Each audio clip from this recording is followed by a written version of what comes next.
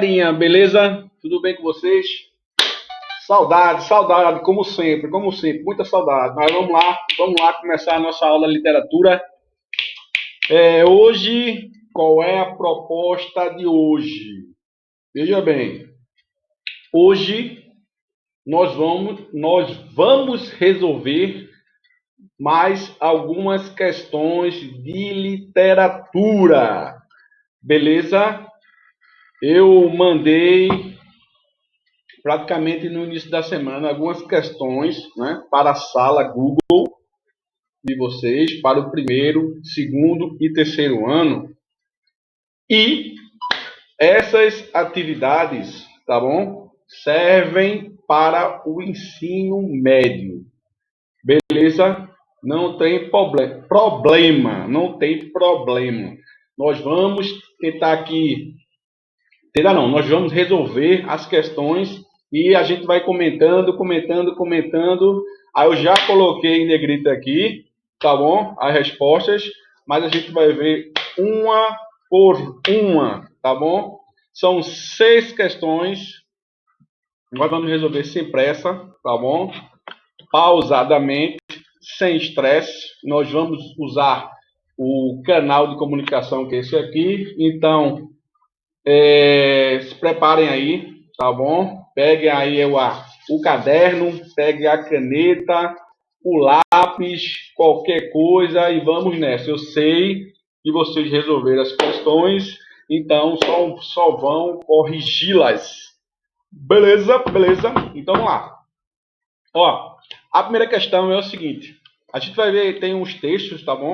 A gente vai ler os textos, nós iremos ler os textos e depois a gente vai para as alternativas. Beleza? Simbora! Ó, primeira questão: logia e mitologia, tá bom?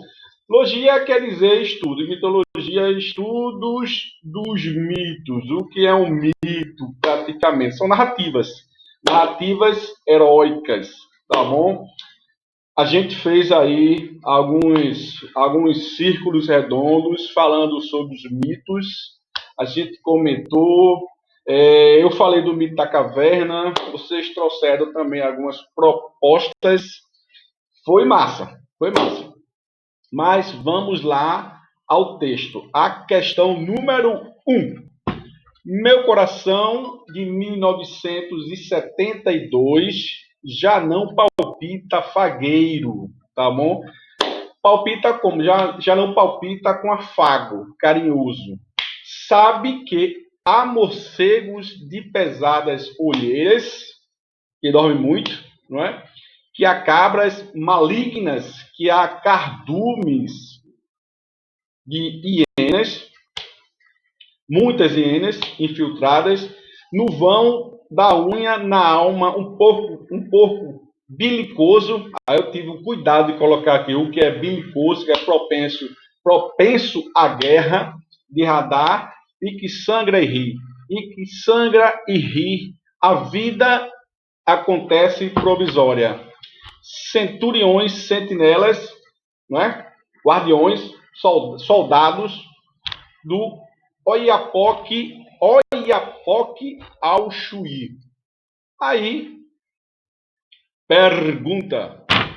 O título do poema explora a expressividade de termos que representam o conflito do momento histórico vivido pelo poeta na década de 1970.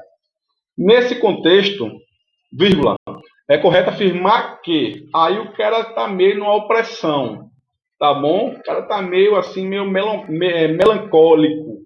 Opressão, uma palavra boa. Vamos descer aqui. Pronto. Já temos a resposta aí, ó. Mas primeiro as alternativas. Letra A. A alternativa utiliza uma série de metáforas zoológicas codificadas em preciso. Não. Morcegos, cabras e hienas metaforizam as vítimas do regime militar? Não. O porco, animal difícil de domesticar, representa os movimentos de resistência? Não. Letra D já está marcada aqui, ó, mas vou descer um pouco, subir um pouco mais para aparecer. O poeta caracteriza um momento de opressão. Foi o que eu falei no início. Através de alegorias fortes, de alegorias de forte poder de impacto. Ele usou os animais para demonstrar aquele momento de opressão. Beleza? E a letra E, vou ler só por ler.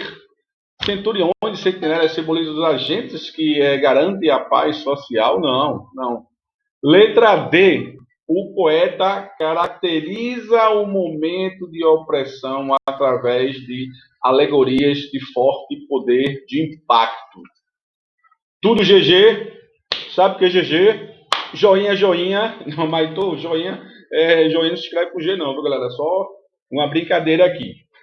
Como eu falei, a gente faz essa aula remota aqui, grava, mas para mim parece que eu estou vendo vocês aqui, ó, e a gente está trocando aqui, ó, a prosa. Por isso que eu sempre falo, o timing numa aula presencial é diferente dessa gravação aqui remota, né? Porque lá na escola, na sala de aula, você fala, discorda, a gente constrói e formamos lá o objetivo, nosso objetivo, não é? Então vamos para a questão número 2. Eu vou ler, né? Como sempre o texto. Depois nós vamos lá analisar as respostas. Beleza? Pote cru é meu pastor. Opa! Eu já vi esse início aí desse texto bíblico. Não lembro aí uma oração, mas vamos lá. Pote cru é meu pastor. Ponto. Ele me guiará. Ponto. Ele está comprometido de monge. De tarde, deambula no azedal, no azedo lá, entre torsos de cachorro, trapos, panos de regra, couros, de rato ao podre, vísceras de piranha, baratas albina, dálias secas, vegetação, viu? Vergalhos de largato, chicote, tá bom? Linguetas de sapo, aranhas penduradas em gotas de carvalho, etc, etc. Pote cru, ele dormia nas ruínas de um convento, foi encontrado em osso, de um convento, foi encontrado em osso. Ele tinha uma voz de oratórios perdidos. Pode ver que esse texto aqui, ó, ele é irregular, ele não completa a linha toda. Lembra da nossa aula lá de linguagem, funções de linguagem? Então aqui é um poema, tá bom? Ele não completa a linha toda. Se ele completasse a linha toda, nós estaríamos fazendo um texto ou narrativo, etc., uma produção textual. E também essa aqui não deixa de ser uma produção textual, tá bom? Mas aqui a linha está irregular. O que é isso? Que não completa a linha toda. Pergunta. Ao estabelecer uma relação com o texto bíblico nesse poema, o eu lírico, o que é o eu lírico, meu povo de Jesus? Me diga o que é o lírico, pelo amor de Deus. É o subjetivo, né? A expressão subjetiva do autor no texto. Ok? Repetir a pergunta, porque senão a gente perde o foco. Ao estabelecer uma relação com o texto bíblico nesse poema, o eu lírico identifica-se com o pote cru. Por quê? Daqui em negrito já respostas, ó. Acompanha-o na opção da insignificância das coisas. A interpretação textual é massa, né? Mas vamos lá para a letra A. Entende a necessidade de todo poeta ter voz de oratórios. Opa, galera, oratórios. Aqui está uma digitação incorreta, viu? De oratórios perdidos. Não. Elege-o como pastor a fim de ser guiado para a salvação divina? Não. Valoriza nos percursos do pastor a conexão entre as ruínas e a tradição? Não. Necessita de um guia para a descoberta das coisas da natureza? Também não. Então, como está aí já a resposta? A resposta, olha a resposta. A resposta em negrito de cor vermelha, né? Acompanha-o na opção da insignificância das coisas. Beleza? Eu espero que vocês tenham acertado, não é? Porque na prova do Enem vai ser assim, textos, muitos textos, pode ser textos verbais, com palavras, vocábulos e etc., ou textos não verbais, com imagens, que a gente chama de... e também utilizar também muito infográficos, tá bom? Charges também, cartoon, tá bom? Então, tudo que tem lá, tem os textos para vocês poderem interpretá-los. Deixa eu fazer um gancho aqui. A prova do Enem, no caso da redação, tem os textos motivadores. Não esqueçam disso. O que são textos motivadores? Já está dizendo. Vai motivar você a escrever a sua redação. Se você não souber nada, pelo amor de Deus, dê um pano lá na hora. Travou. Não vai baixar um Chico Xavier, não. Aí você vai ler um texto, vai ler dois textos motivadores, dois textos motivadores. Deixa eu botar aqui. 2 textos motivadores, tá bom? E pode ser verbal ou não verbal. Então você vai ler os textos que tem a ver com o tema e depois vai dissertar. O que é dissertar?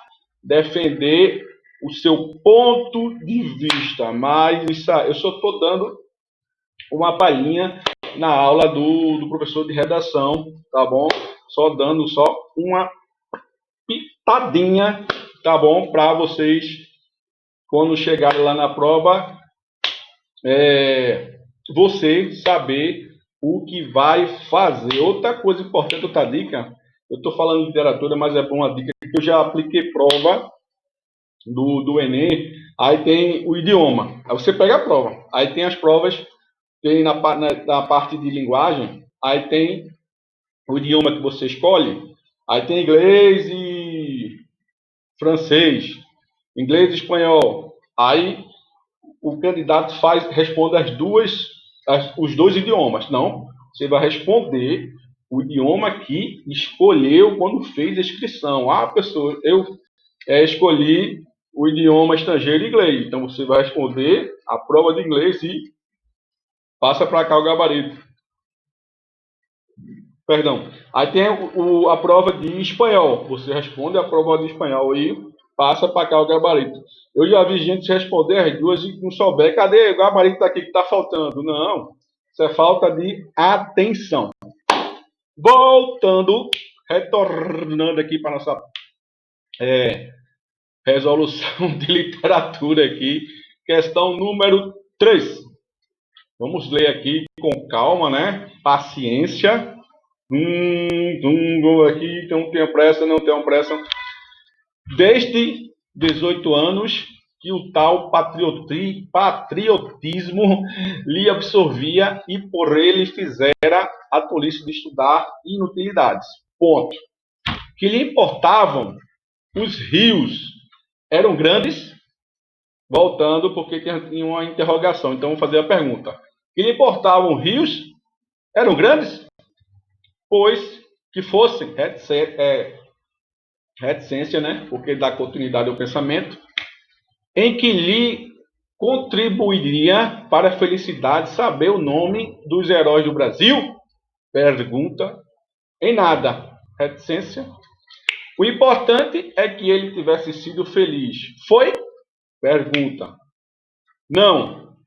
Lembrou-se das suas coisas de Tupi, de folclore, das suas tentativas agrícolas. Retava disso tudo em sua alma uma satisfação. Nenhuma. O Tupi encontrou a incredulidade geral, o riso, a mofa, o escárnio, que quer dizer a mesma coisa, a sátira aqui, tá bom? Tirar onda, tirar onda. E levou-o à loucura, uma decepção. E a agricultura? Pergunta. Nada. As terras não eram ferazes. E ela não era fácil, como diziam os livros. Outra decepção. E quando seu patriotismo se fizera combatente, o que achará? Pergunta. O que achará? Decepções.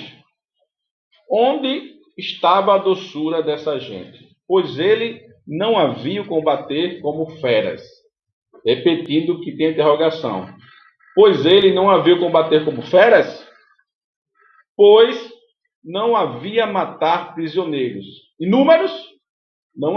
Pois não havia matar prisioneiros. E números? Pergunta. Outra decepção. A sua vida era uma decepção, uma série, melhor, um encadeamento de decepções. A pátria que quisera ter era um mito, um fantasma criado por ele no silêncio do seu gabinete. Lima Barreto. Galera, deixa eu explicar um ponto aqui. Lima Barreto é um escritor pré-modernista, do terceiro ano sabe já, e teve uma aula sobre pré-modernismo, mas isso não quer dizer que o primeiro e segundo ano não possa responder uma questão dessa, tá bom? Até porque a pergunta é sobre o livro, não é? O livro Policarpo Quaresma, que ele era muito patriota, tá bom?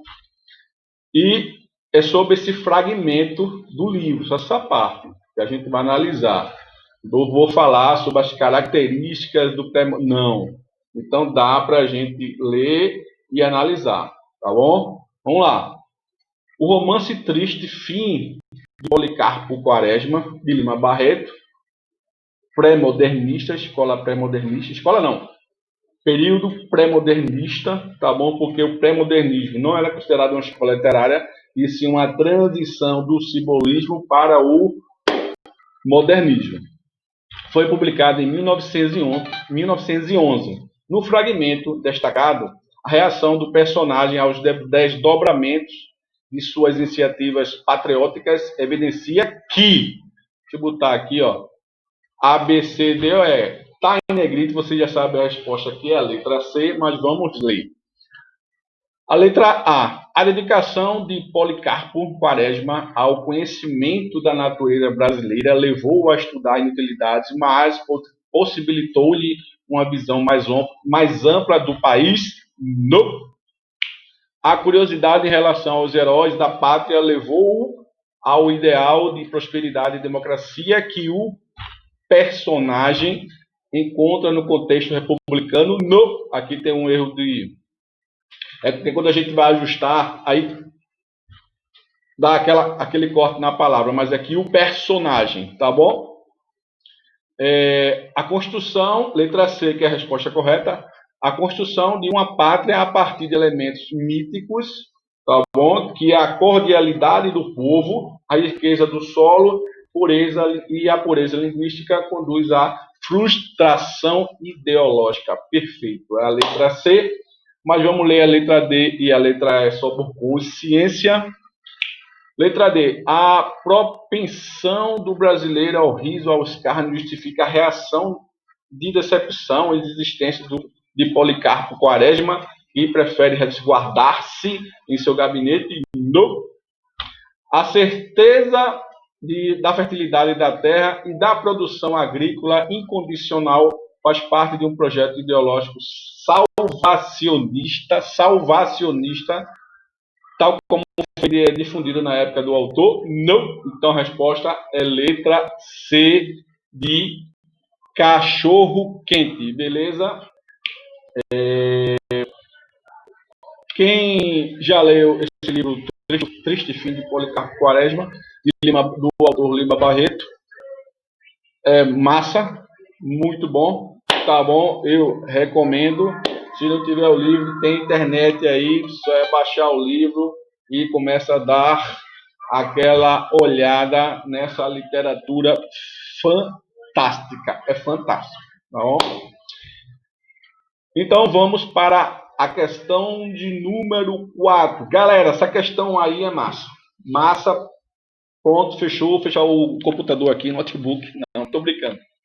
Pronto, isso aí é um poema, né? Como eu sempre falo, as linhas não estão preenchidas todas, né? Elas estão, ó, de forma irregular. Eu tenho aí 4 estrofes. Vamos contar aqui, ó. 1, 2, 3, 4. Camões. Camões. Quem escreveu aí foi Camões, tá bom? Eu lembro Camões, aí o século XVI. Isso antes, ó, no período lá antes da época colonial, né? Antes do classicismo, lá no classicismo, tá bom? A gente já viu, aí o classicismo é uma aula que serviu tanto para o primeiro, como para o segundo, quanto para o terceiro ano, século XVI. Então temos um poema aí. Então, ó, dica, é um soneto, porque eu sei que este poema é um soneto, porque eu tenho 4 estrofes. Aqui, ó, galera. 1, 2, 3, 4 estrofes. E por que eu sei que é um soneto? Porque eu tenho, além das 4 estrofes, as 2 primeiras estrofes são com 4 versos e as 2 últimas estrofes com 3 versos. Então eu tenho 2 quartetos, 2 estrofes com 4 versos e as outras 2 estrofes com 3 versos e 2 terceiros. Se eu contar quantos versos tem o soneto, todo verso não, todo soneto aqui, ó, tem que ter 14 versos. Vamos contar? 4 mais 4, 8, mais 4, 9, 10, 11, mais 4. Conta aí, velho. 8, 8 e 3. 9, 10, 11, mais 3, 12, 13, 14 versos. Então, repetindo, o soneto ele tem que ter 4 estrofes, onde as 2 primeiras estrofes têm 4 versos e as 2 últimas estrofes têm 3 versos. Então, 2 quartetos e 2 terceiros. E somando tem que ter 14 versos. É lógico, 14 versos. Então, é um soneto. Vamos ler, vamos ler. Leda serenidade deleitosa, que representa em terra um paraíso, entre rubis e perlas doce riso, debaixo de ouro e neve cor-de-rosa. Rubis e perlas são pedras preciosas, viu? Presença moderada e graciosa, onde ensinando estão despejo e siso, que se pode por arte, por aviso, como por natureza ser formosa. É lindo, é lindo. Fale quem a morte e a vida pende, rara, suave. Enfim, senhora, vossa, repouso nela alegre e comedido. Estas as armas são com que me rende e me cativa amor, mas não que possa despojar-me da glória do rendido. Esse é o primeiro texto da 4ª questão, tá bom? Segundo texto. Aí, ó, tem um texto. É um texto. Não tem escrita não, mas é um texto. É uma imagem aqui, ó, que tem uma senhora e um unicórnio. Unicórnio é unicórnio. Unicórnio é uma figura mitológica, tá bom? Com um chifre, né? E geralmente é um cavalo branco. Quem assistiu aqueles filmes mitológicos, né? Tem lá e tem um certo poder. E segundo as narrativas, só quem poderia tocar o unicórnio seria é, a mulher pura, a mulher pura. Por isso que o artista fez essa obra aí, tá bom? Aí aqui embaixo tem, ó, a pintura e o poema, embora sendo produtos de duas linguagens artísticas diferentes, participaram do mesmo contexto social e a cultura de produção pelo fato de ambos. Então aqui são obras, não é? Tanto poema como essa imagem aqui, renascentista, né? Que tem a ver com renascimento, classicismo, né? Aí, deixa eu botar aqui qual é a resposta certa. Se eu fazer uma comparação, que a pergunta foi essa aqui, ó.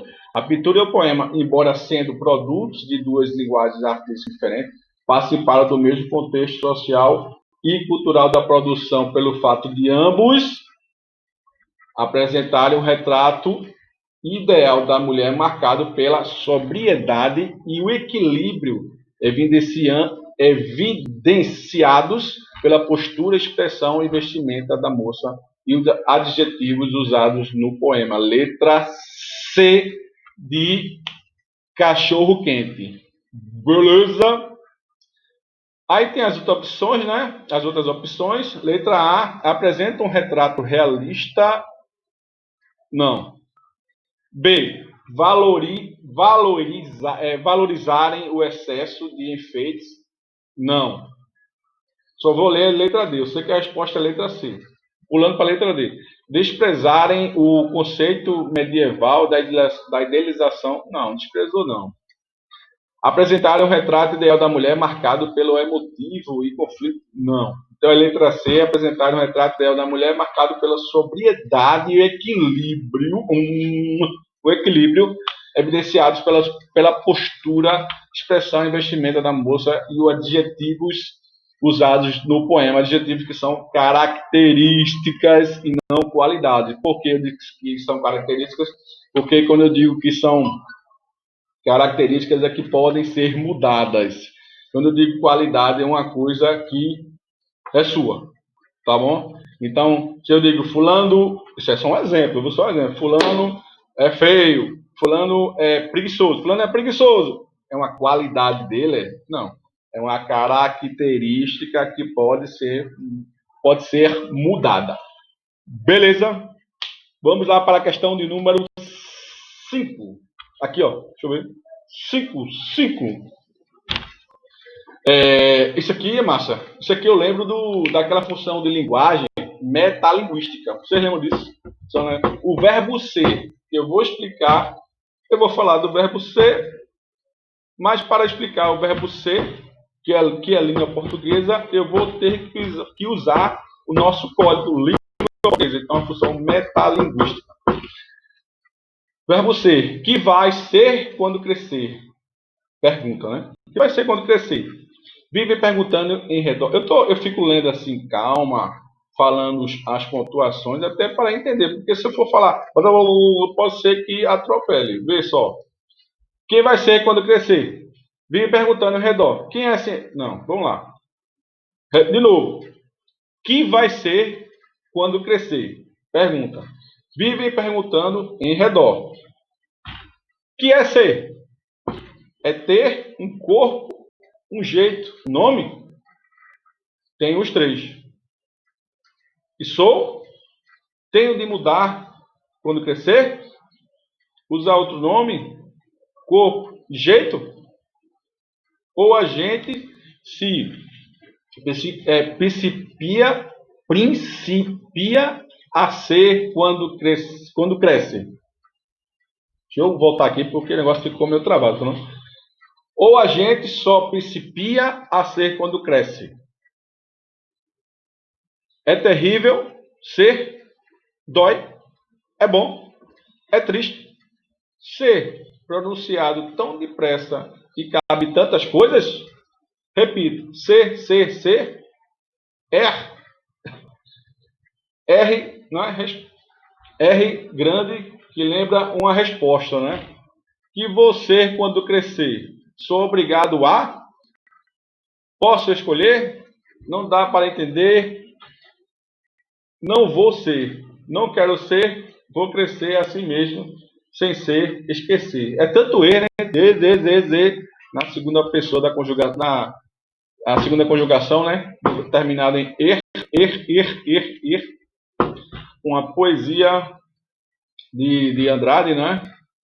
Então, vem aqui a pergunta. A inquietação existencial do autor com a autoimagem corporal e a sua corporeidade se desdobra em questões existenciais que têm origem no conflito do padrão corporal imposto contra as convicções do ser autêntico e singular. É a resposta alternativa correta. Beleza, galera?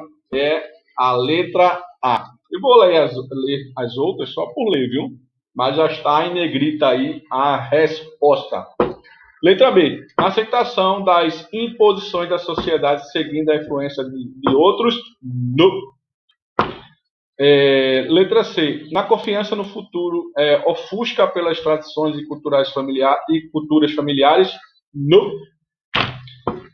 No anseio de divulgar hábitos enraizados, negligenciados por seus antepassados. Na certeza da exclusão, revela pela indiferença de seus pares. Então a resposta é a letra A de amor. Olha, amor que tem a ver com nossa poesia, tá bom? Poesia e prosa. Poesia e prosa, que andam juntas, lembram disso? Poesia e prosa, não é? Poesia, prosa, redações, conversas, poesias, subjetivo, não é? Imaginação. O autor viaja no bom sentido quando ele escreve os seus textos. Vamos para a questão de número 6. O trovador. Opa, lá para trás eu lembro do trovadorismo, mas vamos ler aí o poema, outro poema, tá bom? O trovador. Sentimentos em mim, do asperamente dos homens das primeiras eras, as primaveras do sarcasmo, intermitentemente no meu coração arlequinal. Arlequinal tem a ver com aqueles. Ele é muito carnaval, Arlequim. Lembra daquele filme? Teve um filme aí recente do. Esqueci. Eu me lembrei daquele filme Batman, que tem um inimigo, né? Inimigo Batman, alguma coisa parecida. Intermitentemente, outras vezes, é um doente, um frio, na minha alma doente, como um longo sem redondo. Catabona, delon. São os sons, tá bom? Sou um tupi tangendo um alaude, que quer dizer instrumento de cordas, por isso que eu botei aqui fechado em negrito. Então, ó, cara, ao modernismo. A questão da identidade nacional é recorrente na prosa e na poesia de Mário de Andrade, que é um escritor também modernista, mas a gente está falando em relação a esse poema, então quem é primeiro e segundo ano poderia analisar tranquilo. Não estou perguntando das características não. Estou falando aqui do poema, tá bom? Mas se você não acertou essa questão, primeiro, segundo ano, e até o próprio terceiro, não tem problema, até porque nós estamos aqui para aprender, não tem problema, tá bom? Então, ó, em O Trovador, que é o poema lá, esse aspecto já está em negrito aqui, ó, problematizado na oposição tupi entre o selvagem e o civilizado, tá bom? Apontando a síntese nacional que seria proposta ao manifesto antropófago de Oswald de Andrade. Então, é a letra D, e daqui a pouco iremos para outra questão. Então, foram 6 questões fáceis, 6 questões, ó, mel na chupeta. Pretendo também ficar sempre colocando questões do Enem, porque são questões com muitos textos que você tem que ler, e fazer a compreensão para responder. A gente vai trazer mais conteúdos, com certeza nós vamos trazer mais conteúdos. Galera, é o seguinte, nós resolvemos aqui 6 questões do Enem de anos distintos, anos variados. Eu peço a vocês mais paciência, mais compreensão, mais dedicação. Façam suas atividades. Eu sei que vocês não estão preparados. Eu sempre fico falando isso nessas aulas remotas. Vocês não estavam preparados para esse processo aqui, nem os professores. Mas continuem, porque você é que faz a diferença, tá bom? Eu falo por mim, mas eu tenho certeza que todos os professores estão com muita saudade de estar em sala de aula, porque é isso que a gente ama. Quanto à nossa atividade, na outra semana tem mais atividade lá que eu vou botar assunto.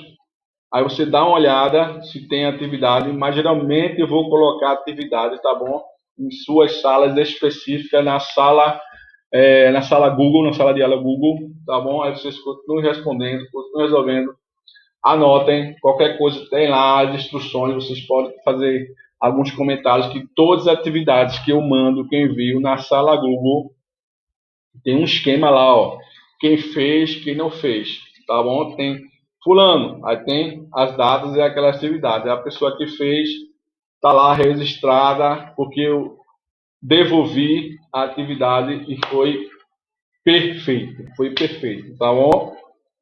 A gente vai continuar no primeiro ano com literatura, com o segundo ano também literatura e com modernismo, com o terceiro ano também com literatura. Mais questões e depois as suas escolas específicas. Nós vamos entrar no mês agora acabou agora o mês junino, julho, mais um mês aí, a gente, ó, aqui na pauleira, por isso que eu tô aqui, ó, contagiado, tá bom, com vocês, parece que eu tô dando, parece não, eu tô dando aula, né, tô fazendo aula, você tá aí me olhando, e eu tô aqui, eu tô vendo aqui, ó, todo mundo aqui, ó, tá bom? E a gente não vai parar, com certeza. Vamos lá, bora, até a próxima, galera, foi um prazer, fui!